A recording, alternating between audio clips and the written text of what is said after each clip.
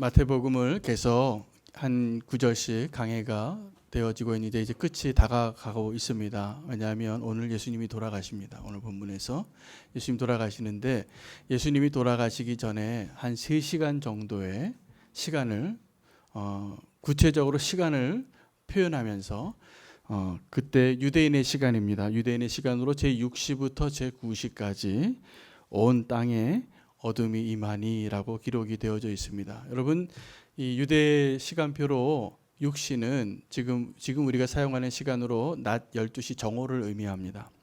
그 정오부터 3시간, 12시부터 3시까지 태양이 가장 머리 위에 있는 시간입니다. 그때는 가장 밝고 덥고 빛이 있어야 되는 그 시간에 예수님이 십자가에 달리셔서 3시간 동안 온 땅에 어둠이 임했습니다.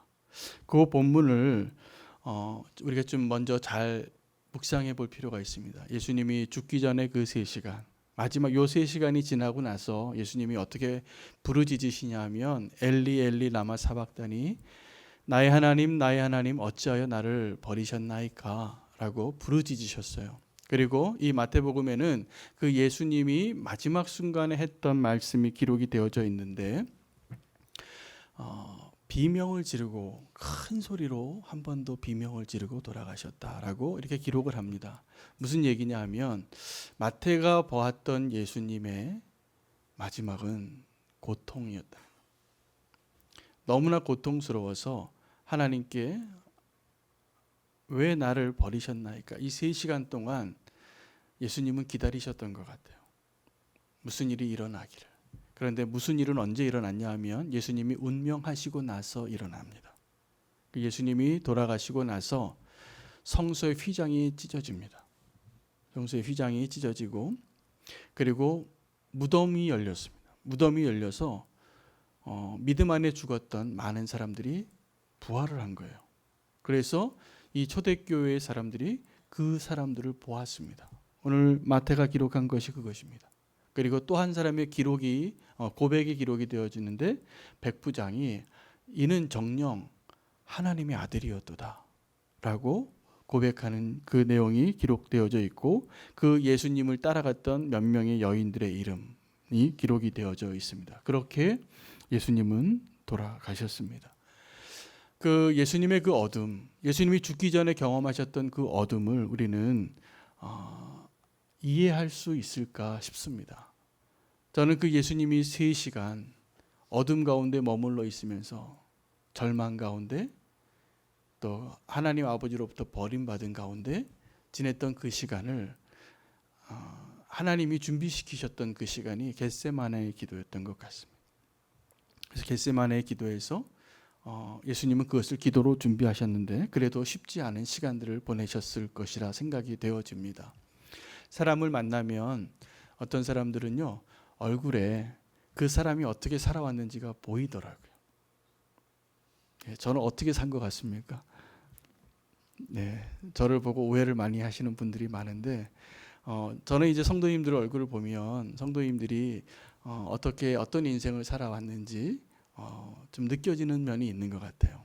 그래서 다른 사람에게 말하지 못할 정말 고통스러운 시간을 보낸 분들도 있고 또 어떤 분들은 정말 너무나 다른 사람들과 비교했을 때 별 탈 없이 순탄한 삶을 사신 분도 있는 것 같습니다. 그런데 그게 얼굴에 비친다는 이야기입니다. 얼굴에 그것이 보인다는 것이죠. 여러분 그 예수님께서 경험했던 그 어둠을 제가 왜 이야기하냐면 우리 인생 가운데 그 표정이 그 사람이 실제 살았던 것과 상관없이 그 사람이 그 어둠을 어떻게 해석했느냐에 따라서 그 얼굴이 달라집니다.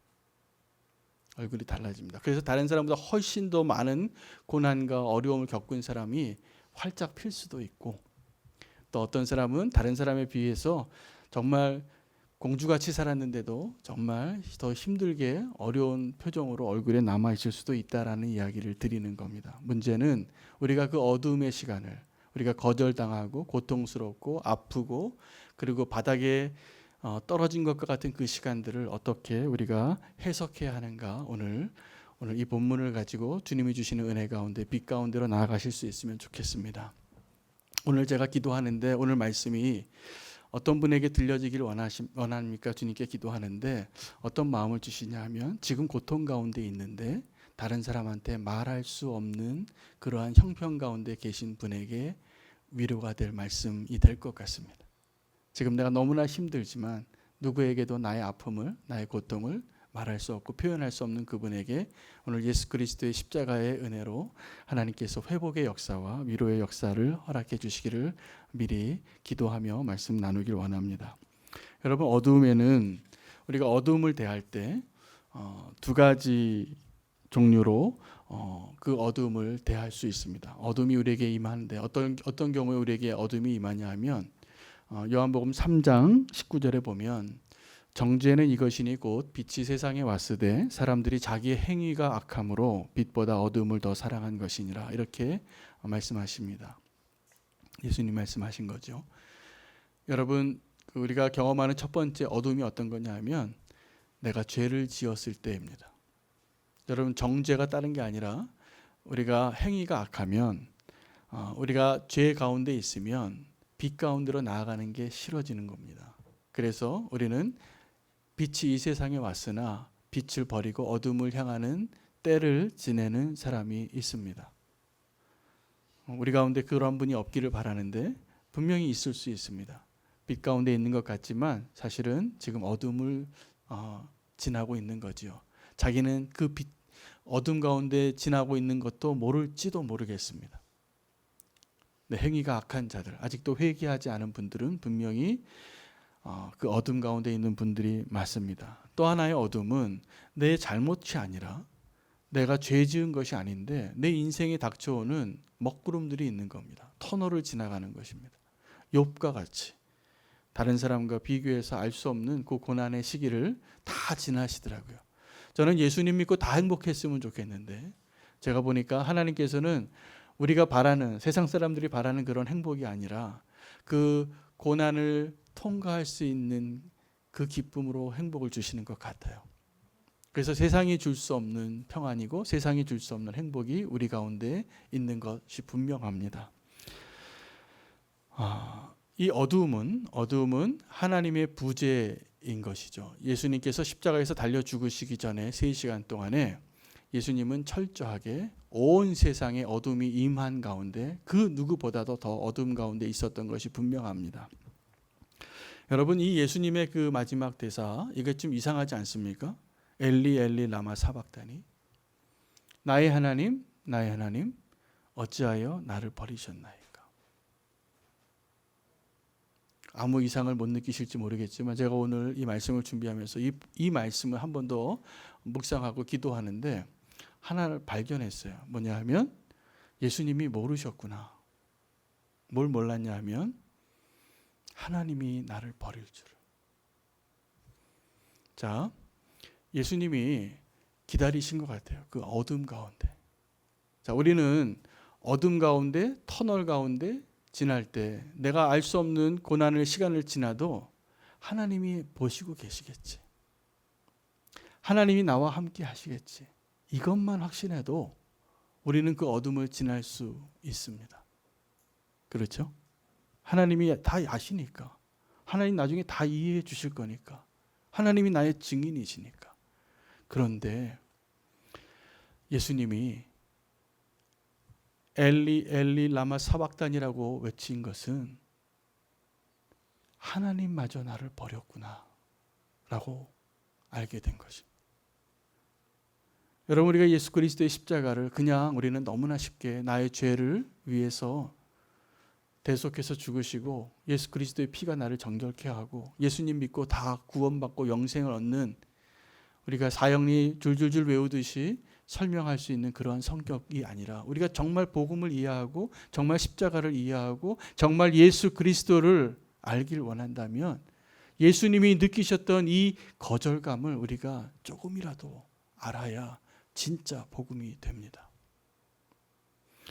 예수님은 거절을 당하셨어요. 그래서 예수님에 대한 노래 가운데 이런 노래가 있습니다. 짓밟힌 장미처럼 짓밟히셨다.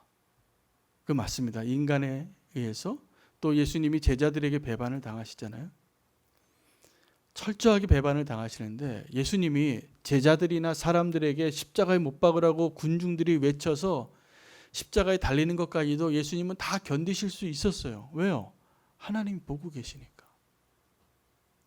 여러분, 이 마태복음에는 정말 이 예수님의 고통을 어떻게 분명하게 그것을 이야기하려고 하는 의도가 너무나 분명해요. 다른 사복음서에는 예수님이 이 돌아가시는 순간에 이런 대사들이 가상칠언 가운데 있는 거죠.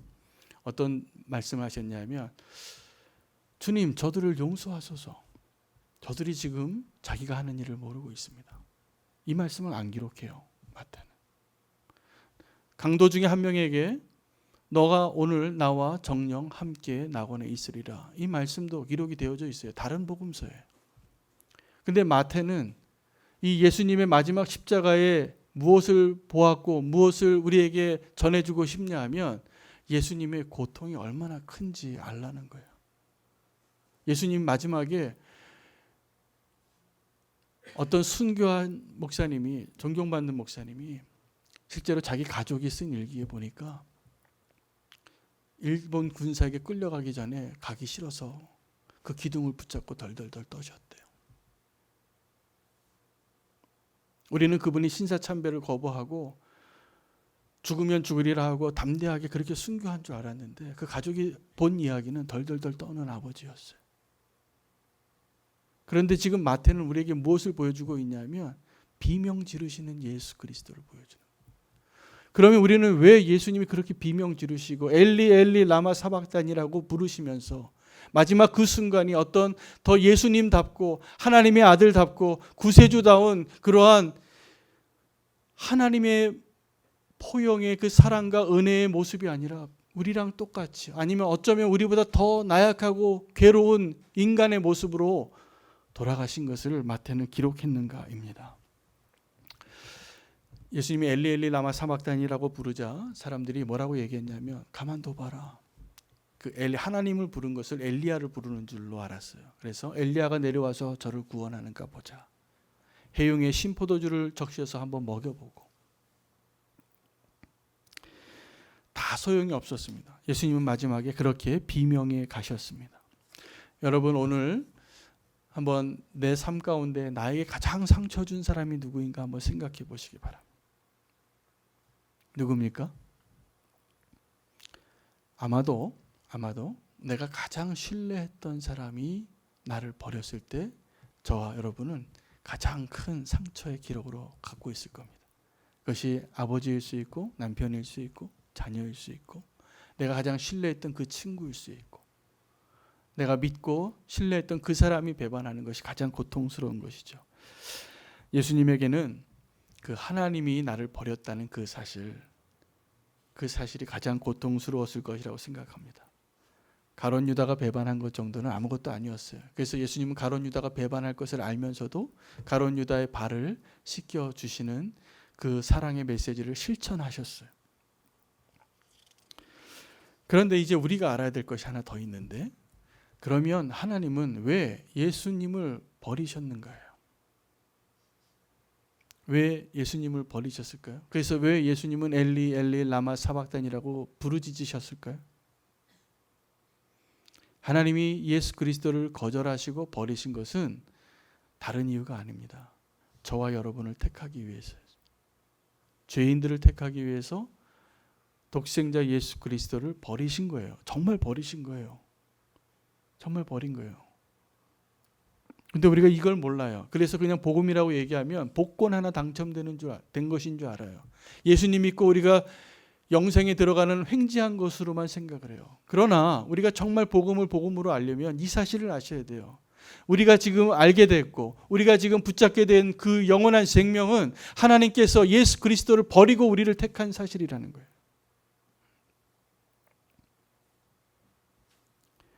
사람들은 거짓말을 잘 믿는 것 같습니다. 요즘 제가 기도 제목이 하나 생겼어요. 오늘 새벽 기도에도 그 기도 제목을 나눴는데, 이 나라에 거짓이 너무 많아졌어요. 가짜 뉴스가 너무 많아지고, 그리고 가짜 뉴스를 만드는 사람도 있지만 가짜 뉴스를 듣고 싶어 하는 사람도 많아진 것 같아요. 그래서 만드는 거예요. 우리는 다 거짓 위에 지금 살고 있지 않는가 싶습니다. 우리의 아픔과 상처와 우리의 거절감도 오늘 하나님 앞에서 진정한 하나님의 은혜 안에 우리가 어떠한 은혜를 받고 어떠한 복음을 알게 됐는지를 알고 정직하게 하나님 앞에 서기를 원합니다. 거짓을 이길 수 있는 은혜를 오늘 우리에게 주시면 좋겠습니다. 자, 그런데 세상은 우리가 거절감을 받고 우리가 상처받을 때 어떻게 이야기하냐면 이렇게 얘기합니다. 너만 홀로 남았어. 너는 가치가 없는 존재야. 너처럼 고통당하는 사람은 이 세상에 없어. 다른 사람들 봐. 다 행복해 보이잖아. 이게 사탄이 우리에게 하는 거짓말이에요. 근데 그 거짓말 너무나 좋아해요. 그리고 그 거짓말을 믿고 눈물을 흘려요. 그 거짓말을 믿고 우리가 하나님께 부르짖어요. 그런데 하나님이 하시는 말씀은 이겁니다. 너는 소중한 존재다. 어느 정도로 소중하냐고요? 예수님을 버리고 내가 너를 택할 정도로. 내가 너를 사랑한다. 내가 너의 아픔을 이해한다. 내가 이미 다 겪어봤다. 조금만 더 나와 함께 걸어가자. 저기 빛이 보인다. 일어나 함께 가자. 조금만 더 가자. 이게 하나님이 주시는 메시지고요. 이게 사실이에요. 그런데 우리는 이런 이야기를 들으면 어떻게 생각하냐면 안 믿으려고 그래요. 요즘 청년들에게 제일 듣기 싫은 소리가 뭐냐고 물어봤더니 이런 거랍니다. 잘 될 거야. 힘내. 이게 정말 사랑해서 하는 말인데 그 말이 듣기 싫대요. 뭘 좀 돈을 주면서 도와주든지 직장을 좀 찾아주면서 도와주든지 아니면 뭐 구체적으로 나에게 도움이 될 만한 것을 주면서 잘 될 거야 라고 말해줘야 되는데 어른들은 다 그렇게 얘기하거든요. 내가 너만 할 땐 더 고생했거든. 잘 될 거야. 힘내. 근데 그 얘기 듣고 힘이 안 나는 거예요. 왜요? 다른 이야기가 더 들리거든요. 사실은 그 말이 맞다고 생각이 돼요. 힘내야 되죠. 그리고 그 말하는 분도 진실이라고 생각이 되어져요. 그런데 그 말을 그대로 들려지지가 않는 것입니다.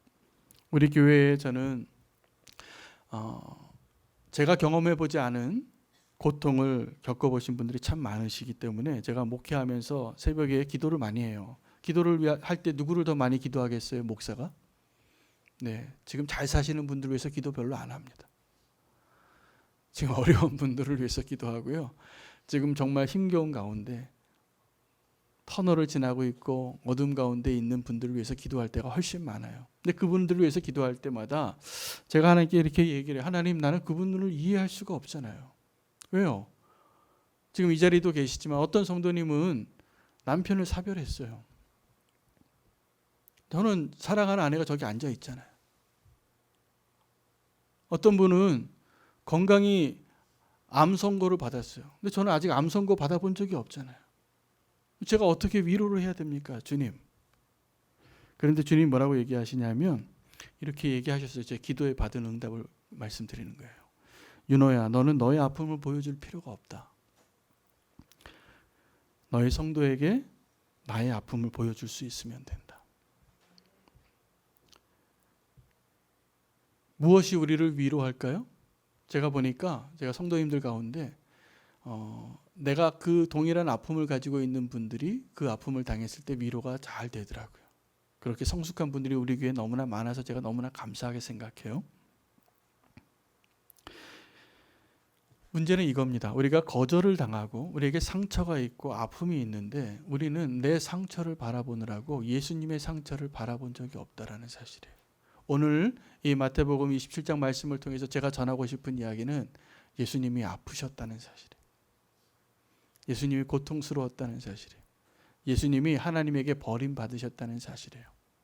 여러분 그걸 본 적이 있습니까? 그 생각해 보신 적이 있습니까? 아닐 겁니다.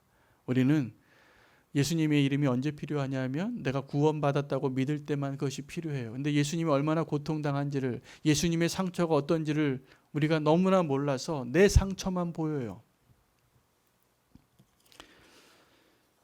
깊은 연민에 빠질 때가 있습니다. 그래서 연민에 빠집니다. 나는 왜 이러지? 왜 나는 이렇게 어렵지? 왜 나는 이렇게 지금 절망스럽지? 그게 거짓말이에요, 사실은. 나의 그 상처는 예수 그리스도의 상처 안에서 이미 다 치유된 거예요. 여러분 그걸 믿으셔야 돼요. 그게 진짜예요. 근데 우리가 내 상처를 계속 바라보면 그 구덩이에서 나올 수가 없는 겁니다. 어떤 집사님이 깊은 수렁에 계셨던 분이 계세요. 근데 며칠 전에 같이 식사를 했는데 조금 살아나셨더라고요. 그래서 웬일이세요? 제가 물었더니 옆에 나보다 더 아픈 사람이 보이더래요. 여러분 문제 그 청소년들 이렇게 지금 정말 어려운 청소년들 정말 문제가 많아서 상담사를 찾아가야 할 그런 청소년들 만나보면 한번 물어보세요. 너 꿈이 뭐니? 라고 물어보세요. 다 상담사 하고 싶대요. 왠지 아십니까? 우리 눈에 보이지 않는 아픔을 걔네들이 봐서 그래요. 언제요? 내가 아파 보니까. 내가 정말 저 바닥에 있어 보니까. 내가 정말 어둠에서 방황해 보니까 그 아픔들이 보여서 나중에 뭐가 되고 싶니? 그러면 지금 막 그렇게 방황하고 있으면서 내가 그렇게 방황하는 친구들을 돕고 싶다는 거예요. 적어도 그 아이들은 제가 봤을 때 지금 이 자리에서 내 문제 가지고 신음하고 있는 그 어떠한 사람들보다 나은 것 같다는 생각이 들었습니다. 여러분 우리에게 하나님이 아픔을 허락하신다면 우리의 그 상처로 하나님이 우리를 통하여 누군가를 살리고 회복하기 위해서 주신 것임을 아셔야 됩니다. 그리고 우리가 바라봐야 할 것은 나의 상처가 아니라 예수 그리스도의 상처입니다. 예수님의 그 아픔을 한 번 더 생각해 보실 수 있으면 좋겠습니다. 찬송가 413장 다 아시는 유명한 찬송인데 내 평생에 가는 길이라는 찬양을 지은 분이 스패포드라는 분이십니다. 이분이 1828년에 태어나서 1888년에 돌아가셨는데 원래 뭐 하는 사람이었냐면 변호사였더라고요.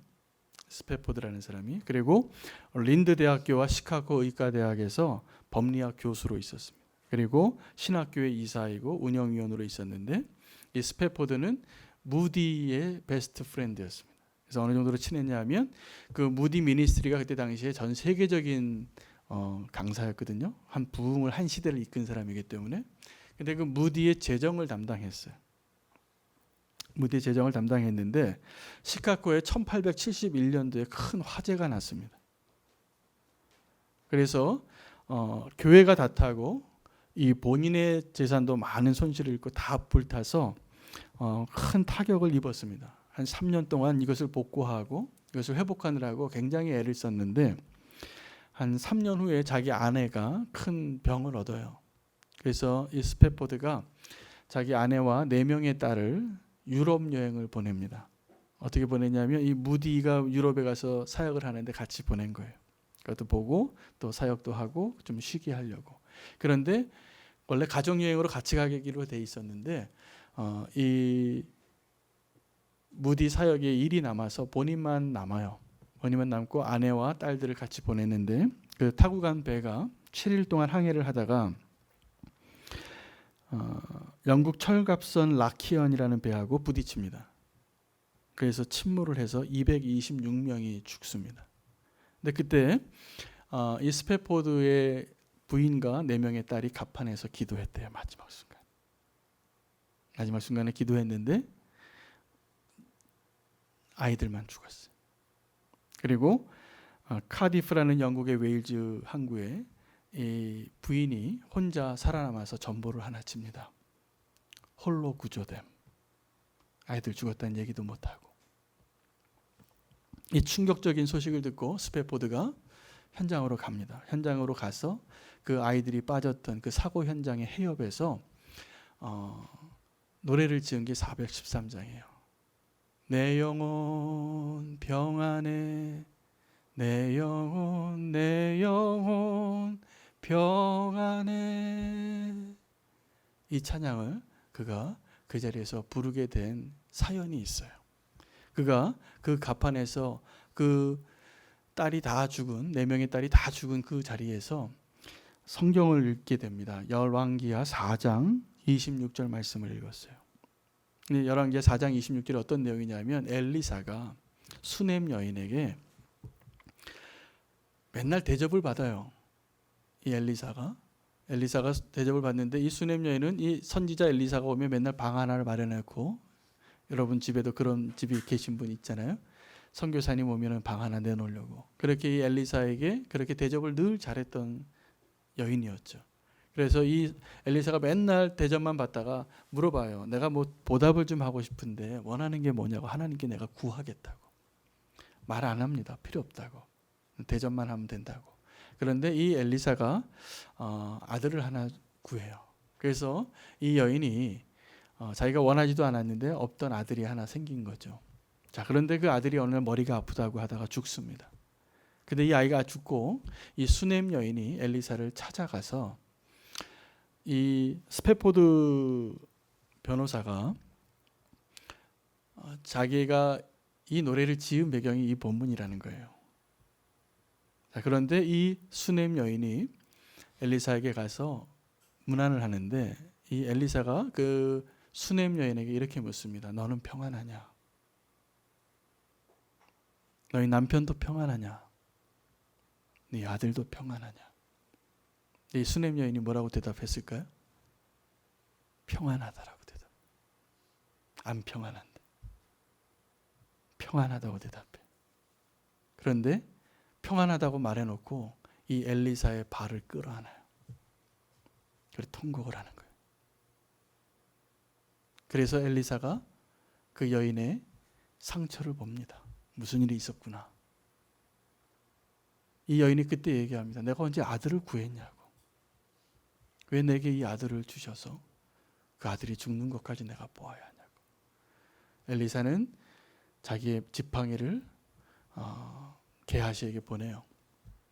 그것으로 아이를 살려보려고 했는데 안 살죠. 근데 나중에 엘리사가 그 아이를 살려냅니다. 저는 이 스페포드가 이 본문으로 이 노래를 지었다라고 이야기할 때 그런 그 기사를 보았을 때 그렇구나. 스페포드는 하나님 앞에서 그렇게 대답했던 것 같아. 이 노래로. 너는 평안하냐? 나는 평안하냐? 여러분 가운데 오늘 제가 오늘 이 말씀을 준비하는데 주님이 오늘 그분에게 오늘 이 말씀을 주시려고 하는 거예요. 여러분 평안하지 않지만 주님 앞에 평안하다라고 고백하면 평안하게 될 것입니다. 예수 그리스도의 십자가 때문입니다. 사실은 우리의 고통과 우리의 아픔과 우리의 눈물을 다 누가 가져가셨냐면 예수님이 대신 하신 거예요. 이제 내 아픔을 그만 끌어안으세요. 도리어 그 아픔과 여러분 사랑하는 딸 4명을 하루아침에 잃은 아버지가 어떻게 413장 찬양을 할 수 있겠어요? 어떻게 내 영혼이 평안합니까? 죽고 싶지. 그런데 하나님을 만나고 그가 이 노래를 불렀다는 것입니다. 한국전쟁 당시에 한 여자아이가 부모를 잃고 고아가 됐습니다. 마지막에 삼촌 집에 간다 그랬는데 엄마는 그 아이를 기차에다 놔두고 내렸어요. 그래서 이 아이는 기차에서 내려서 어느 역에서 내려라. 삼촌이 너를 데리러 올 거야. 내렸는데 삼촌이 안 오는 거예요. 무슨 일입니까? 버림받은 거예요. 엄마 너무 살기 힘드니까 그 아이를 그 역에다 버려두고 그날따라 엄마가 굉장히 맛있는 걸 이렇게 사주더래요. 좋은 옷도 사주고 구두도 사주고. 근데 그 아이를 버리고 엄마는 떠났고 그 아이는 그때부터 고난의 길이 시작이 됩니다. 길거리에서 먹고 자고 다리 밑에서 아이들에게 겁탈을 당하고 어른들에게 또 상상할 수 없는 짓을 당하고 벌레를 잡아먹고 살아요. 그러다가 나중에 우여곡절 끝에 한 고아원에 들어갑니다. 이 여자아이가. 고아원에 들어가서 늘 싸우는 아이가 돼요. 왜요? 버림받은 게 너무나 마음이 아파서.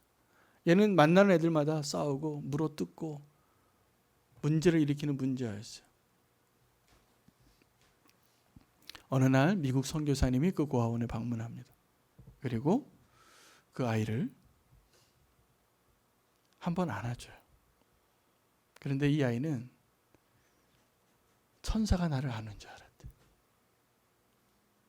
그 미국 선교사님의 표정이 너무나 온화하고 사랑이 많고 이대로 시간이 멈췄으면 좋겠다 이렇게 생각을 했대요. 그런데 이 아이가 그 미국 선교사님에게 한 행동은 그렇게 자기는 느꼈는데 너무나 좋았는데 어떻게 했냐면 침을 뱉어요. 이 미국 선교사님. 난 싫단 말이야. 이렇게 하고 침을 뱉고 방으로 들어갔어요. 그 아이의 모습을 보고 이 미국 선교사님이 고민을 하고 자기가 원래 데려가려고 했던 애를 포기하고 이 아이를 데려갑니다. 그 아이는 지금 미국에서 훌륭한 목사의 아내가 됐어요. 하나님의 은혜죠. 근데 그 아이는 받은 상처 때문에 상처를 주는 아이로 살았어요. 너무나 좋은데, 하나님의 은혜가 너무나 좋은데도 그 안에 머물러 있을 수가 없는 거예요. 여러분 가운데 혹시 그런 사람 없습니까?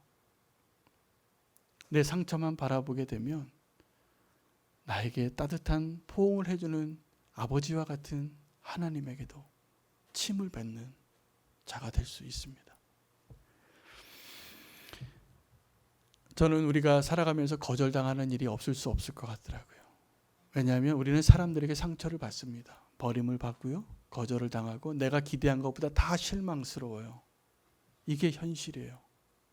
하나님 그걸 아시기 때문에 우리가 다른 사람으로부터 우리가 다 채워지지 않을 것을 아시기 때문에 예수 그리스도를 보내신 겁니다. 그리고 예수 그리스도를 택하지 않고 저와 여러분을 택하신 거예요. 여러분 우리가 다른 거짓말은 다 듣지 말고 한 가지 사실을 아셔야 되는데 하나님이 예수님을 버리고 우리를 택하셨다는 사실입니다. 믿어지세요? 다윗이 사울을 피해서 아둘람 굴에서 그렇게 도망 다닐 때 많은 사람들이 다윗에게 몰려왔는데 그가 하나님의 사람이기도 했고 대부분 그 사람에게 다윗에게 찾아왔던 사람들은 상처받고 버림받고 갈데없는 사람들이었어요. 그 사람들이 희한하게 다윗에게 다 몰려온 겁니다. 그 사람들과 함께 살아가면서 다윗은 어떤 역할을 했냐면 자기도 쫓기는 자인데 그 거절당한 사람들을 다 품어냅니다. 저와 여러분이 왜 우리는 교회를 시작해야 할까요? 왜 우리는 교회를 통해서 함께 기도하고 사랑하고 이 공동체를 왜 세워야 할까요? 아직도 자기 상처만 바라보고 갈 데가 없는 사람들이 너무 많기 때문입니다. 그래서 그 사람들이 함께 우리가 예수 그리스도의 그 십자가에서의 그 버림받은 그 상처를 알고 이제는 우리에게 사명이 하나 있는데 우리가 다른 사람을 품어주는 교회를 세우는 것입니다. 교회는 아둘람 굴과 같은 것이 정확하게 맞아요. 너무 잘나서 너무 잘 나가서 내가 너무나 잘난 것이 많아서 이런 분들은 다른 방법으로 아주 얕은 은혜를 누리는 자들입니다.